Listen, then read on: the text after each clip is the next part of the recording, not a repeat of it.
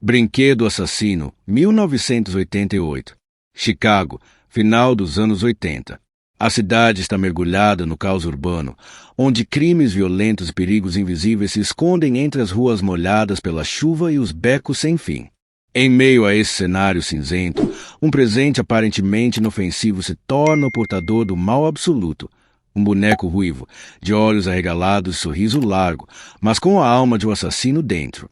Brinquedo Assassino, Child's Play, 1988, não é apenas um filme de terror, é um marco do horror moderno.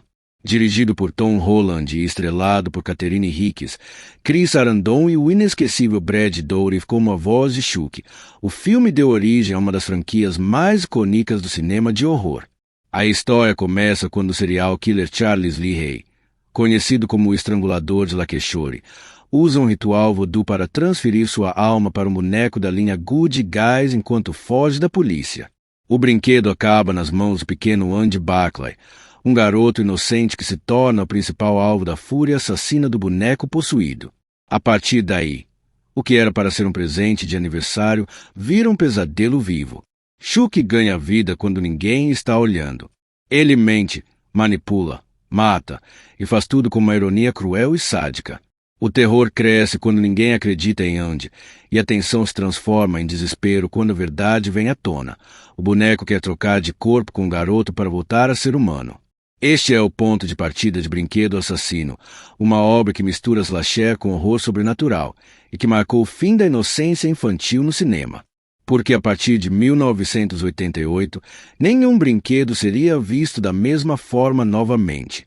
Agora, prepare-se para reviver esse clássico com um resumo cinematográfico detalhado, sombrio e imersivo, recriando cena por cena os momentos mais tensos, macabros e memoráveis do nascimento de Chuck, o brinquedo mais mortal da história do terror. A noite desce fria sobre Chicago. As ruas úmidas refletem as luzes vermelhas das sirenes em meio à fumaça que escapa dos bueiros, criando um cenário caótico de perseguição urbana.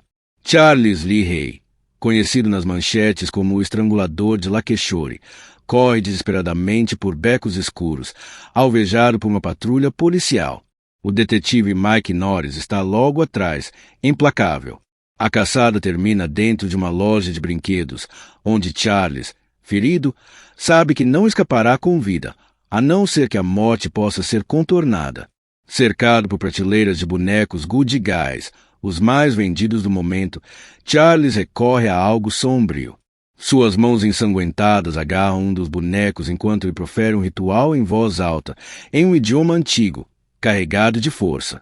O trovão explode no céu. O raio corta o teto da loja.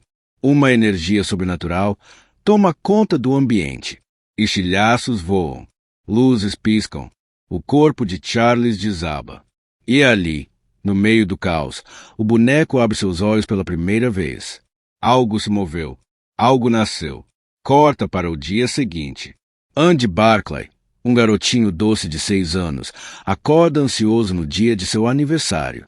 Ele prepara o café da manhã para a mãe com a desajeitada ternura de uma criança pequena. Cereal transbordando, pão queimado, leite derramado. Mas tudo o que Andy realmente deseja é o novo boneco Good Guy, o mesmo da propaganda que assistia obsessivamente na TV.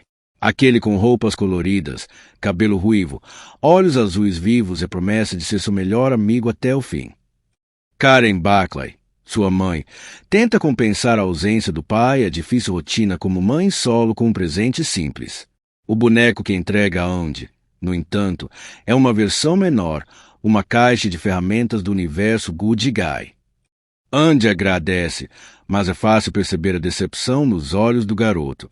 Mais tarde, no trabalho, Karen ouve de uma colega que um vendedor ambulante está oferecendo um Good Guy original num beco próximo. É um boneco sem nota, mas aparentemente em perfeitas condições. A necessidade de fazer o filho feliz fala mais alto do que qualquer desconfiança. Ela compra o brinquedo por um preço reduzido, sem imaginar o que realmente está levando para dentro de casa. Quando Andy abre o presente, seus olhos brilham de alegria. Ele abraça o boneco como se fosse real. O nome já vem de fábrica, Chuck. O brinquedo fala, vira a cabeça, pisca e, como todos os Good Guys. Mas esse parece mais do que apenas um brinquedo. A rotina muda imediatamente. Andy conversa com Chuck como se ele fosse de carne e osso. Sussurra segredos. Dá risadas. Leva-o para todo lado.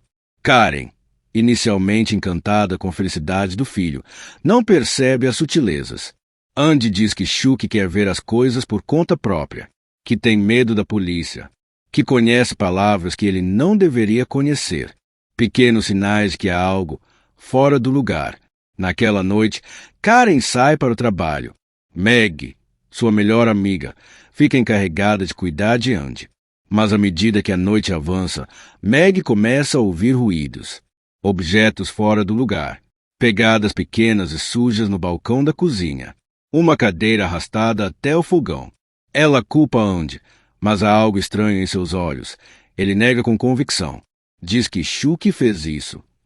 Enquanto a TV sussurra no fundo, Meg ouve um som agudo, algo se movendo atrás dela. A tensão cresce. Ela caminha lentamente pela sala, a respiração presa. E então, um impacto brutal. Um martelo voa direto em sua testa.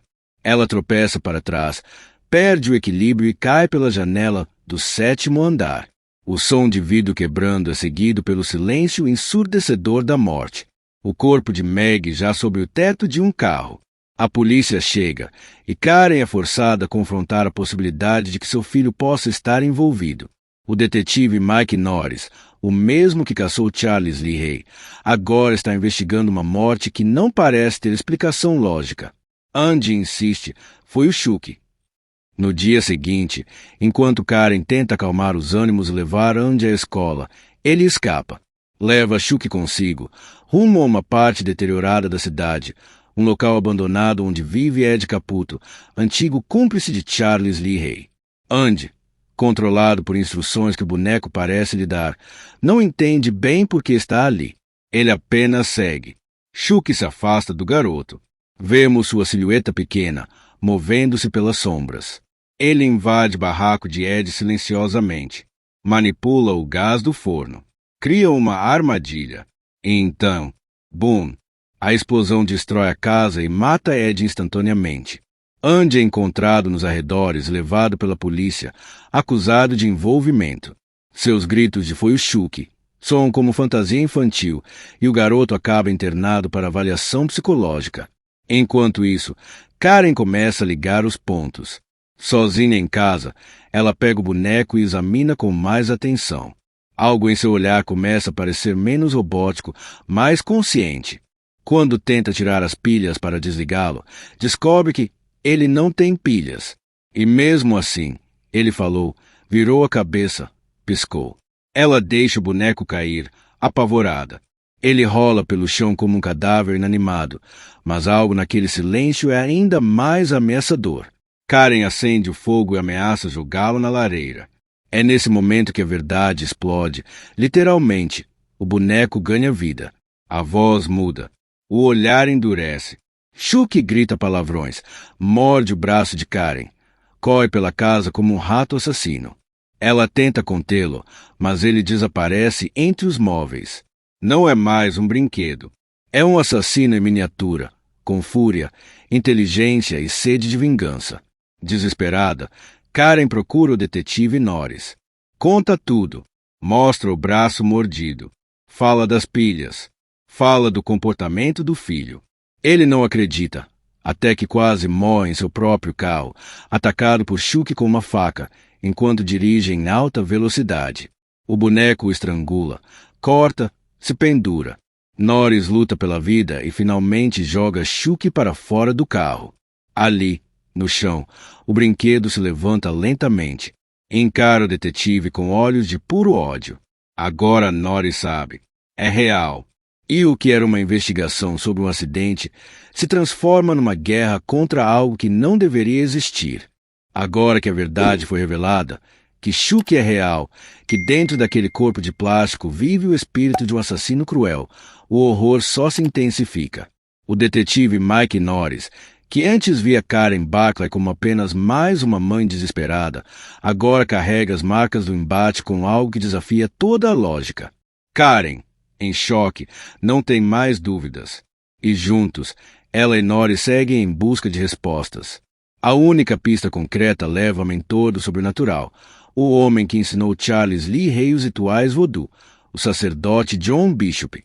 A cidade, envolta em tons frios e sombras profundas, parece cada vez mais um labirinto onde a realidade está se desfazendo. As luzes de neon já não brilham com segurança e cada canto parece esconder olhos pequenos e cruéis. Enquanto isso, Shuki, ferido e enfurecido, procura Bishop por conta própria. A raiva cresce dentro dele. Ele sabe que o tempo está acabando. Algo está mudando em seu corpo. Depois do ataque ao detetive, ele percebeu que sangra. E sente dor. O brinquedo está ficando humano. Preso. E se não agir rápido, morrerá dentro daquele corpo ridículo e diminuto. Shuki encontra John Bishop antes de Karen e Norris. Invade sua casa, o imobiliza com uma boneca voodoo feita à imagem do sacerdote. Enquanto tortura quebrando membros com requintes de crueldade, exige respostas. Como sair dali? Como voltar a um corpo humano? O sacerdote, com os ossos estalando sob o poder da magia negra, cede. Revela o segredo. Para sair do corpo do boneco, Shuki precisa transferir sua alma para a primeira pessoa a quem revelou sua verdadeira identidade. E essa pessoa é Andy. A informação acende um alarme na mente do assassino. Ele precisa do garoto. Agora. Quando Karen e o detetive finalmente chegam à casa de Bishop, encontram-no agonizante. Em seus últimos suspiros, ele confirma o que Shuki pretende. O nome de Andy surge como uma sentença de morte. Eles correm contra o tempo. Andy, por sua vez, está sozinho em um hospital psiquiátrico. A noite caiu sobre a instituição. As luzes são frias e impessoais. Os corredores brancos e silenciosos são o oposto do que deveria ser um refúgio. E ali, nesse ambiente clínico e estéril, o pequeno garoto sente o pavor crescer. Ele sabe que Shuki vem atrás dele, que ninguém acredita e que está completamente desprotegido. Shuki invade o hospital com a astúcia de um predador. Usa dutos de ventilação, se esconde nas sombras, evita os olhos atentos dos profissionais. Um a um, ele desativa obstáculos. Quando finalmente encontra Andy, o garoto já está tentando fugir, arrastando os pés entre portas pesadas e corredores desérticos. Mas não há para onde correr. A perseguição começa. Andy corre pelas salas do hospital, enquanto o boneco se aproxima com sua risada histérica e uma faca nas mãos. Ele corta, fere, grita ameaças com a voz grotesca de Charles Lee Ray. O garoto consegue escapar e fugir pelas ruas até seu apartamento, o único lugar que representa algum tipo de segurança. Mas Shuki o segue. De volta ao lar, Andy tenta se esconder. Suas pequenas mãos tremem enquanto procura algo para se defender. Ele se tranca em um armário, mas Shuki já está dentro da casa. A câmera acompanha os passos pequenos do boneco com tensão crescente. Ele está mais selvagem, mais desesperado. Quer o corpo de Andy, e quer agora. O confronto que se segue é uma coreografia de horror. Karen e Nori chegam no último momento e o caos se instala. O boneco salta, ataca, rasga almofadas, acerta golpes. Karen tenta proteger o filho, mas é jogada contra a parede. O detetive atira, mas Shuki é rápido. Ele se esconde, morde, fere. Durante a luta, um tiro acerta Shuki no peito. Ele grita, cambaleia, mas não para. Karen o arremessa na lareira. As chamas crescem. O boneco berra em fúria.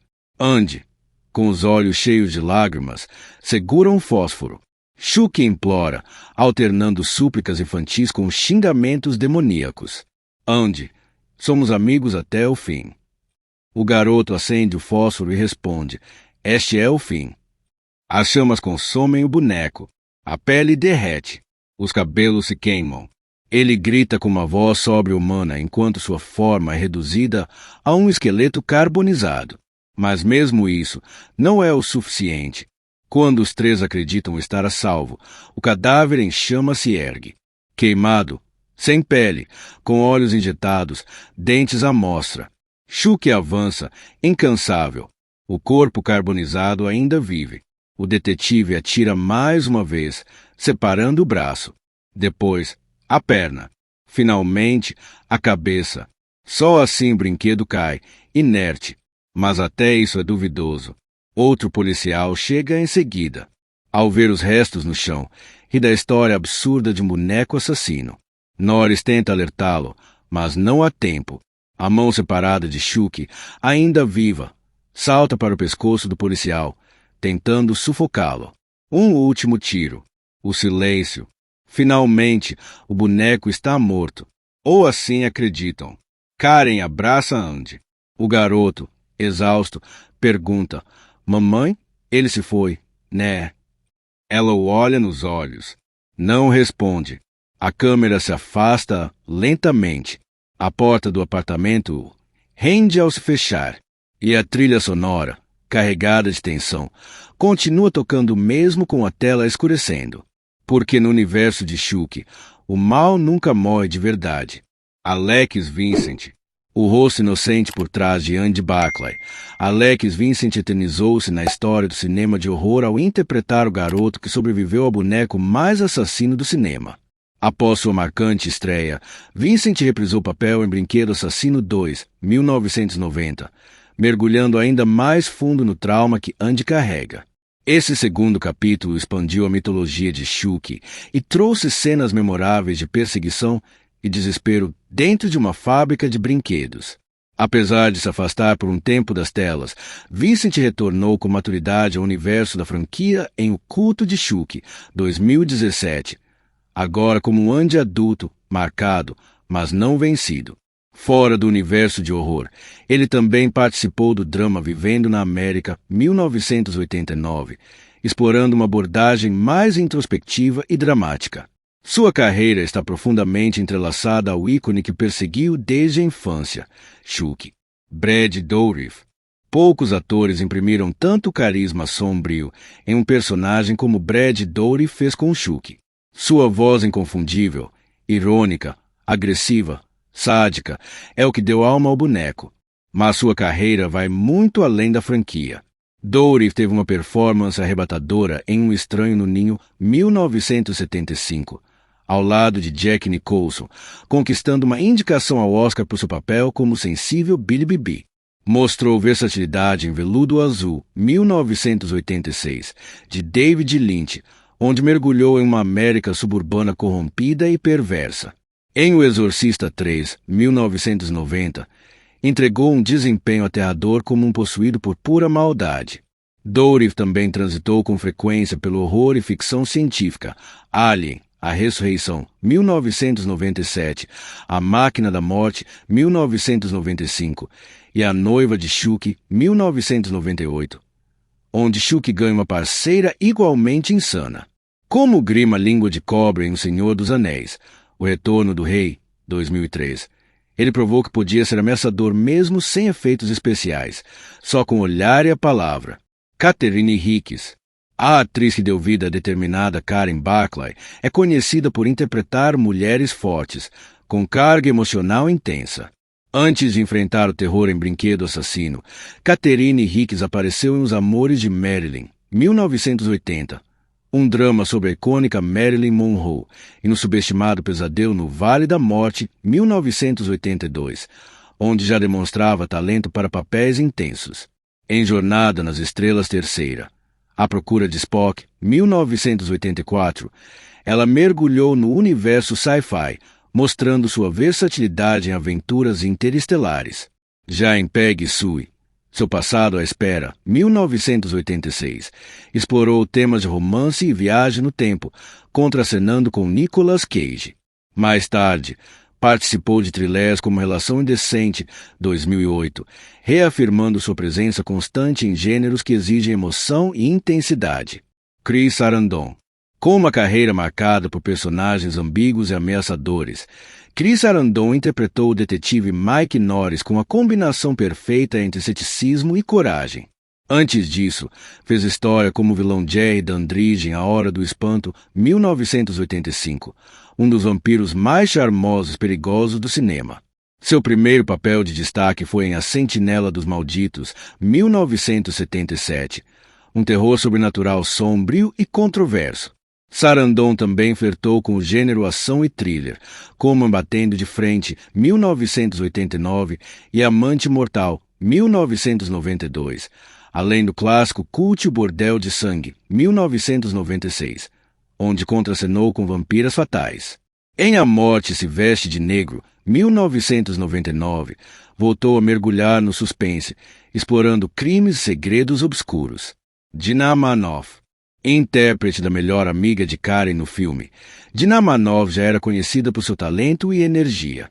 Antes de ser vítima de Chucky, participou de produções como Resgate Fantástico, 1976, e The Possessed, 1977, onde já demonstrava familiaridade com o terror. Em Hollywood, Cheguei, 1982, brilhou na comédia dramática que satiriza os bastidores da fama, enquanto em Tiro pela Culatra, 1988, mergulhou no mistério e suspense. Seu lado mais leve surgiu em Doce Inocência, 1989, uma comédia musical onde demonstrou carisma e leveza. Tom Holland, diretor e roteirista de Brinquedo Assassino, Tom Holland foi um dos grandes nomes do horror dos anos 80.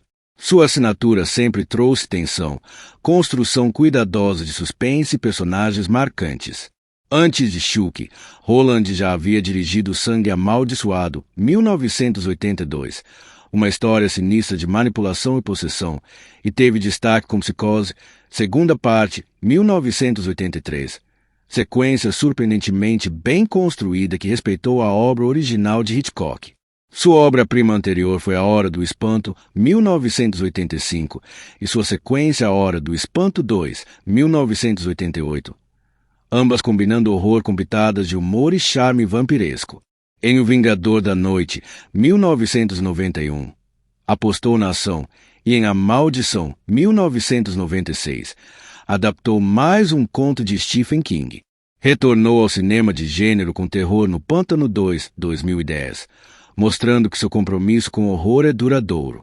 Esse elenco e diretor não apenas construíram Brinquedo Assassino como um clássico do terror, mas também marcaram presença em outros títulos memoráveis, muitos dos quais continuam a influenciar o cinema de horror até hoje. Dos becos de Chicago aos corredores sobrenaturais de outras franquias, eles deixaram suas marcas no lado mais escuro da sétima arte. E se você chegou até aqui, muito obrigado por assistir a mais um episódio do canal O Último VHS. Se curtiu o conteúdo, não esquece de deixar o seu like, isso ajuda demais a fortalecer o canal e a espalhar esse tipo de vídeo para mais fãs do terror clássico como você. E claro, se inscreva para não perder nenhum resumo cinematográfico sombrio, nostálgico e intenso como o de hoje. Aqui, toda semana, mergulhamos em obras que marcaram gerações, sempre com um olhar profundo, narrativas detalhadas e respeito à história do horror. E atenção! Se você é fã de Jason Voorhees da franquia Sexta-feira 3, na descrição e no comentário fixado você encontra o link para esse box incrível com os 8 primeiros filmes da série, em DVD, numa edição definitiva para a sua coleção. Com Jason, Chucky, Fred, Michael Myers, o terror nunca morre, e aqui no canal ele sempre tem um lugar especial.